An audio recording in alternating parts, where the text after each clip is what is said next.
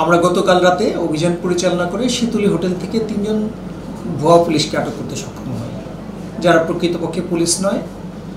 আমরা সেখানে অভিযান পরিচালনাকালে তাদের নিকট থেকে পুলিশের লোগো সমৃদ্ধ আমরা একটা কোটি উদ্ধার করি, চাবি রিং উদ্ধার করি, তাছাড়া তাদের যে আইডি কার্ডের হোল্ডার সেগুলো উদ্ধার করি, নেম প্লেট উদ্ধার করি।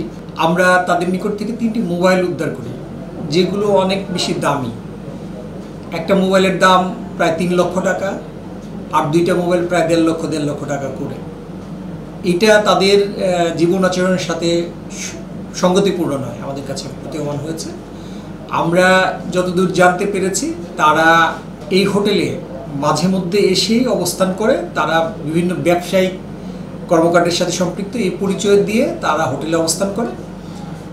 কিন্তু তারা 10-15 দিন এখানে অবস্থান করে বিভিন্ন ধরনের অপরাধ সংগঠন করে তারা আবার অন্যত্র চলে যায় মর্মে আমরা তথ্য পেয়েছি। তাদের বিরুদ্ধে আইনগত ব্যবস্থা গ্রহণের বিষয়টি প্রক্রিয়াধীন আছে।